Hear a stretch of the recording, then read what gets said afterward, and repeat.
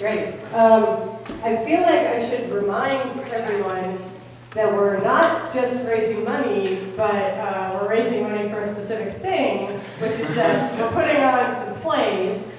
And they start, yeah, we're excited, they're good. And they start next week. They start next Thursday, and then they run for 2 weeks.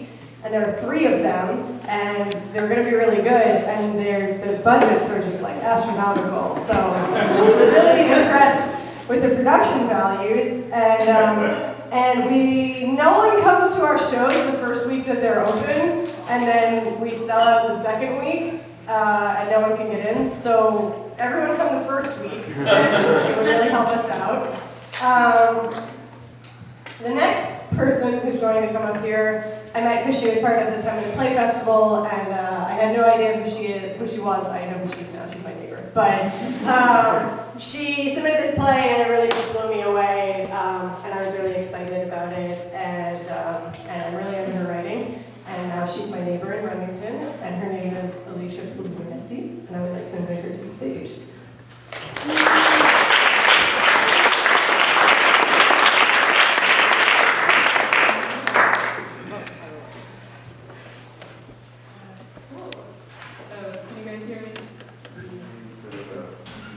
How's that? Okay. Louder? Okay, great. Yeah, I'm not very good at being loud, but I just, finally my imaginary hardcore band is becoming a real thing.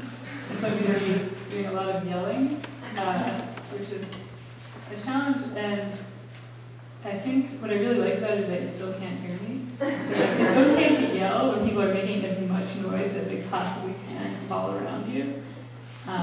So it will still be incomprehensible, which is like my baseline. So actually, what I wanted to read today was some stuff that I was working on this past summer, which I had sort of conceived as like an ode to summer. Because in my head I was like, there aren't enough odes. Why don't people write odes?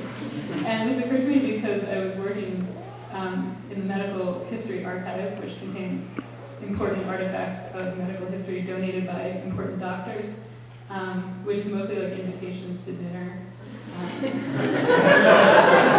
invitations to like the opening of the new medical laboratory. So I like sit around and catalog these things, and I'm like, okay, decline invitation to dinner. But there's this one guy who's really great who has all these odes to various pharmaceuticals, and this is like in the golden age of like antibiotics. So these odes sort of like go through in detail the side effects of all of these antibiotics, which like I'm sure you guys are familiar with. So they suck, and basically, the punchline is like it's an ode to sulfadiazepine or something, and like the punchline is like I would rather die than take this smoke. But I was like, more odes. So the idea was like summer. And so the first thing that I came up with was the winds of Baltimore, which goes like this. And the poems themselves aren't really funny because I just don't do funny poems. But this was sort of my beginning. This is like around June when I was like excited about summer. So do you think otherwise there'd be a descent into not being satisfied with what we're given, gilding it by way of false advertising? Not on the side of the road waiting to be melted by the day, but waiting for the beaming up. Notable winds of Baltimore: short, arriving abruptly; elliptical, dark and cool, emanating from a weedy hollow under the railroad bridge; sunk in the eternal standing water mouths of the earth; even hotter than the heat plastered behind car windows, from inside the AC sandwich shop, where, however, there is no name on file with the electric company. Traders' ions huddle in the buzzing contraband bulbs. The deli turkey bristles with static. Where was I this time last year? What about people who are embattled? It can be pleasant or less pleasant to walk on the surface of the earth. If we redefine the meaning of legal tender to be a simple machine, it will definitely result in fallacies. The blank sky looks askance for its own personal thundercloud. Smoke from subterranean cigar lounge, burning auto body shop, pillar of darkness, grease fire in the alley. And the next one is called The Steep Decline Is Now a Wedding, because everyone gets married in the summer, and that was kind of, like, it's great, it's fine, but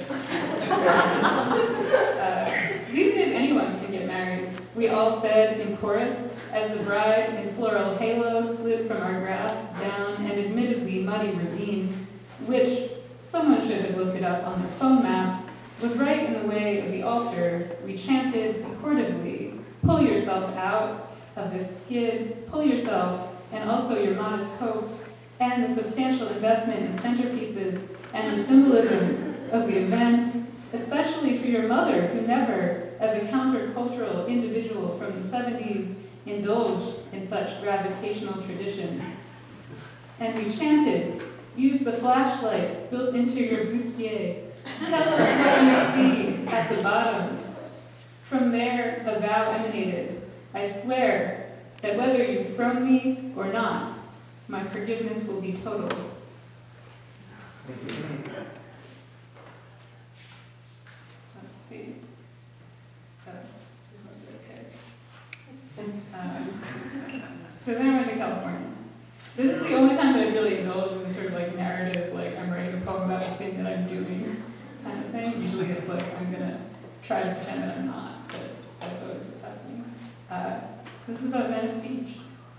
Having reached the Pacific by zipline, infrastructure hacks, determining waves, Russians on vacation performing the procedure, drive matching RVs, they even surf well. They've figured away the souvenir economy. It drops out of solution. The guy with the bullhorn demands to see the faces of people of varying ethnicities, proving conclusively the existence of sorrow here, where I argue the world ends in scattered shrines to the ocean. My friend was a swimmer and swims in the ocean of the West, confidently, but it hurts. He tells his doctor, my body is falling apart. The doctor makes no reply. His body is ready, an arm plastered with sun freckles, holding a skillet, a steering wheel, the gravel canyon, the time of day for retiring.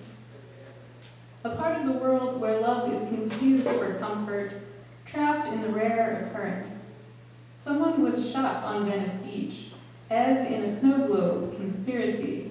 The event was shelved for next season's carnival prize, where forever someone is being shot, so the rest of us can cope with the impossibility of California. My body is falling apart, doctor, bewildered that anything would die, rather than put on boutique baby clothes and start from the beginning.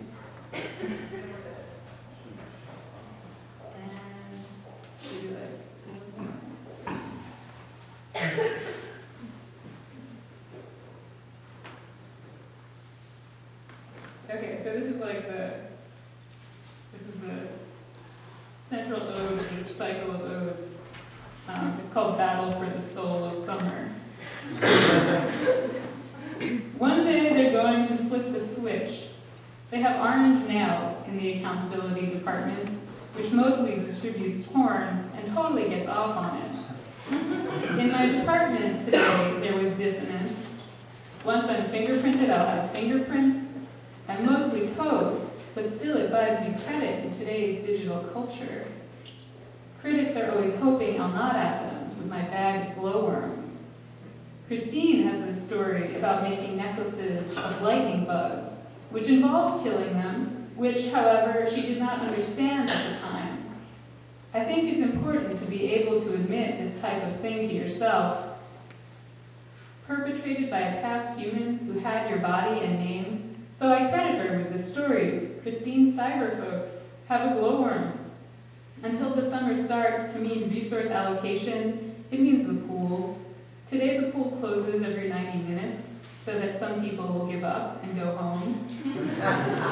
While others will stake their claim in the scorched grass and watch the water licking the empty deck. It's a cost-cutting measure. It's a battle for the soul of summer. In the studio of special effects, the bad guys make us desire firearms. It's only Friday. Accountability is in a hurry to pick up the keys to the beach house. Fake driftwood sign in the yard with hurricane debris. Fantasy, that's S-E-A. Today we compel you to intake the fearsome power of nature. Poorly cut suits are hard to distinguish from well-cut suits when a backpack is worn or the wearer otherwise looks like a small child. These are easier to render than tidal waves or walls of flame. I think about it on my morning commute. Molasses, also much easier, as sluggish. I will pitch a feature. The great molasses flood. Make quick work of it. To the chilled Googleplex. My leading lady bagging the awards, but not until January. For now, I love her for her true original qualities, which no furtively jacking off moviegoer can understand. This is art. Sales of muskets soar. Rumors of a strike at the factory, started by me, precipitating a real and virtuosic crackdown on flintlock workers. They set fire to the old-growth forests with the flint. They'd previously denied smuggling off the lines. Which treachery am I even accountable for? Off to accountability department, where the lady with orange nails sells me porn.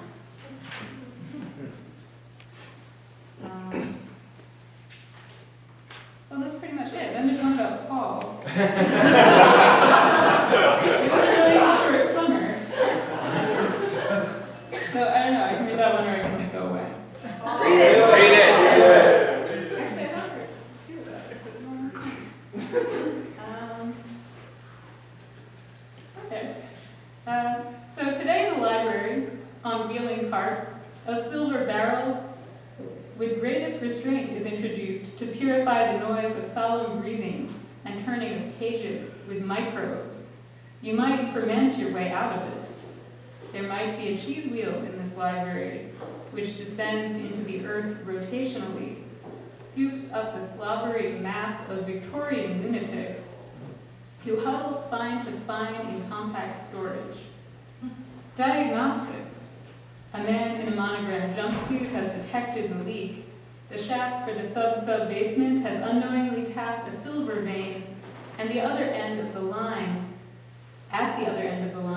a firm woman in cat's eye glasses demands a position as secretary, for which a certification hangs on her wall in silver-plated frame. Once installed, she will be unmovable.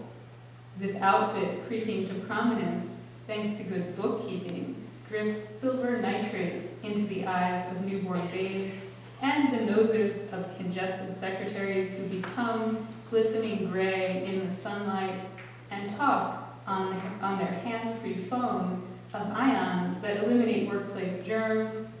Up and down the vein, a great stutter arises when they see each other's metallic faces for the first time.